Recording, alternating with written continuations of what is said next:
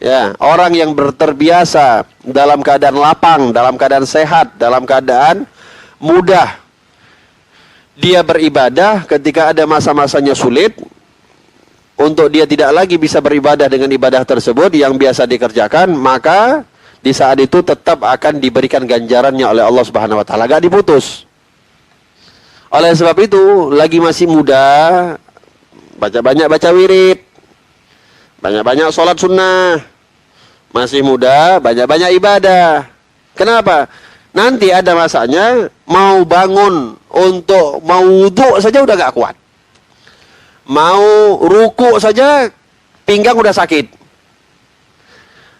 Mau baca wirid, mau baca Quran, mata udah kabur.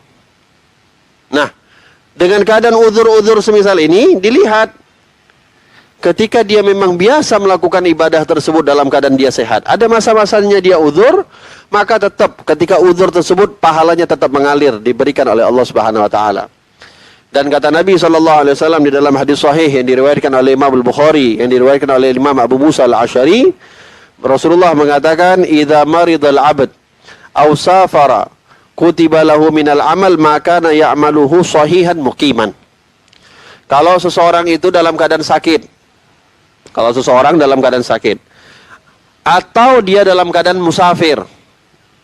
Biasanya orang musafir itu tidak selapang orang yang mukim. Orang yang sedang melakukan perjalanan itu tidak seleluasa orang yang mukim.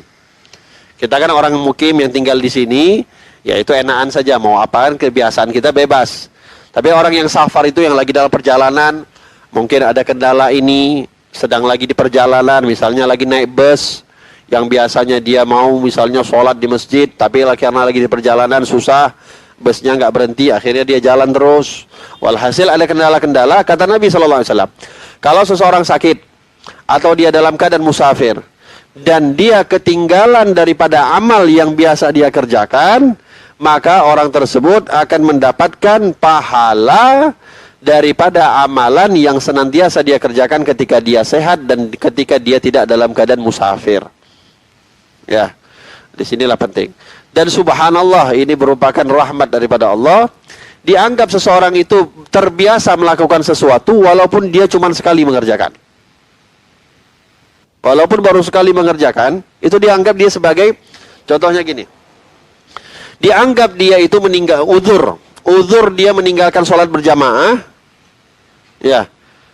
Dan ketika uzur tersebut dia tetap dianggap sebagai orang yang mengerjakan sholat jamaah, padahal baru sekali dia mengerjakan sholat berjamaah.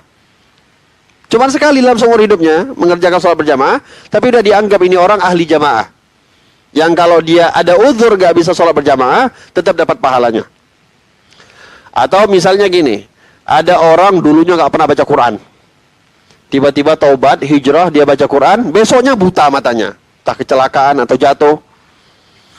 Karena dia kepengen, dulu waktu sehat, dia sempat membaca Quran, dan dia niatkan, dia ingin terus baca Al-Quran kalau dia sehat, tahu-taunya buta, dianggap dia itu pahalanya mengalir terus. Sekali saja. Makanya ulama kita sering bilang, kalau kita itu mau, kalau kita mendengarkan setiap amalan apapun, amalan wajibkah pastinya, amalan sunnahkah khususnya, amalan sunnah, maka apapun yang kita dengar, kerjakan walaupun sekali. Ada nih yang misalnya hal-hal yang nggak bisa kita kerjakan rutin, misalnya amalan-amalan sunnah kita pengen kerjakan rutin tapi nggak bisa. Tapi karena kita sudah mendengar itu adalah amalan sunnah, ya maka dikerjakan walaupun sekali. Kenapa? Nanti di yaumil qiyamah Allah akan panggil satu persatu. Dipanggil sama malaikat satu persatu. Siapa yang dulu biasa kerjain sholat sunnah ba'diyah? Nah, orang-orang itu akan nunjuk tangan, walaupun dia cuma sekali mengerjakan. Kenapa? Udah dianggap ahli daripada ibadah itu. Siapa yang pernah atau siapa yang ahli daripada sholat duha, cuma sekali seumur hidup dia kerjakan, tapi dia berhak untuk tunjuk tangan. Biasakan amalan sunnah apapun yang kita dengarkan, itu kalau gak mampu untuk kita kerjakan setiap hari, tapi minimal kita kerjakan satu kali. Supaya nanti ketika dipanggil oleh malaikat, siapa yang ini, siapa yang ini, kita tunjuk tangan terus. Jangan nanti dipanggil fulan, siapa yang gini, absen. Yang begini-begini, absen. Semuanya absen. Pas kena panggilan maksiat, tunjuk tangan. Ya. Jadi semua sunnah Nabi, apa? Siwak. Yang ini ya janganlah kalau sehari-hari, harus dikerjakan terus. Apa misalnya yang sulit? Sholat tasbih. Gak bisa mau dikerjakan tiap hari. Ya paling enggak seminggu sekali. Gak bisa seminggu sekali, sebulan sekali dah. Gak bisa setahun sekali. Gak bisa seumur hidup sekali. Yang penting pernah. Apalagi misalnya kasih infak yang agak banyak dikit untuk orang yatim, untuk masjid, untuk majelis, untuk siapa lagi? Thalabul ilm, sedekah jariah. Nggak mampu untuk setiap hari mengeluarkan. Ya tapi kalau ada, keluarkan. Supaya kita dapat ahlinya. Begitu juga, ya. Perlu juga dipraktekkan ini ya. Sunnah poligami. Sekali saja coba. Coba sekali. Biar dapat sunnahnya. Ya. Itu kan sunnah Nabi, betul? Itu kan sunnah Nabi. Jadi cobain, walaupun supaya dapat, nanti ditanya, kau tunjuk tangan juga.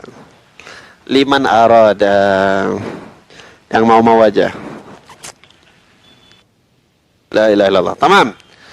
Lalu di sini dikatakan, walahu ajrul hadir bisyurutil arba'ah. Ada 4 yang dianggap seseorang itu, nanti uzurnya banyak, tapi dengan syarat, uzurnya itu banyak, namun 4 ini adalah merupakan sebab-sebab uzurnya.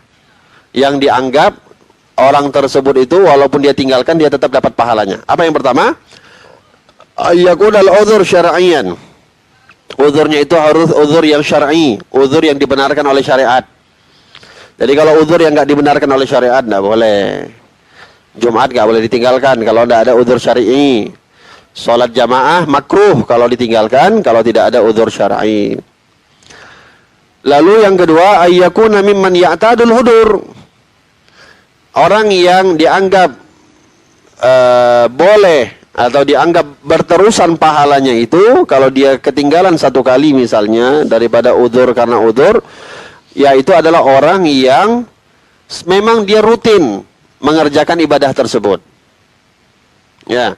Jangan berpikir udah suatu sehat dia nggak pernah baca Quran, pas buta baru menyesal. Ya Allah, kenapa dulu saya nggak baca Quran? Mau baca Quran dapat pahalanya nggak bisa lagi. Dan di sini dikatakan watasbutul adah bimarratin wahidah.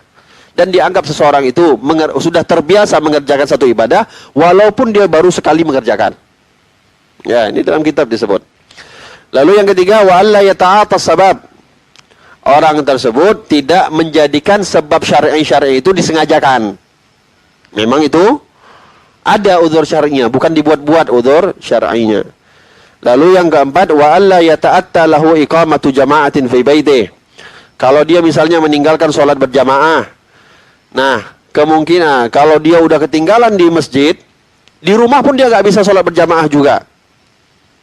Ya, lain cerita, di masjid nggak dapat, di rumah seharusnya dapat, tapi dia nggak berjamaah, itu nggak bisa. Kalau dia di rumah atau di masjid misalnya, dia nggak dapat berjamaah. Di rumah dia nggak dapat berjamaah, tapi di masjid dia nggak dapat berjamaah, tapi dia tinggalkan berjamaah di masjid, di rumah dia bisa, tapi dia tinggalkan, nah ini nggak dapat pahalanya.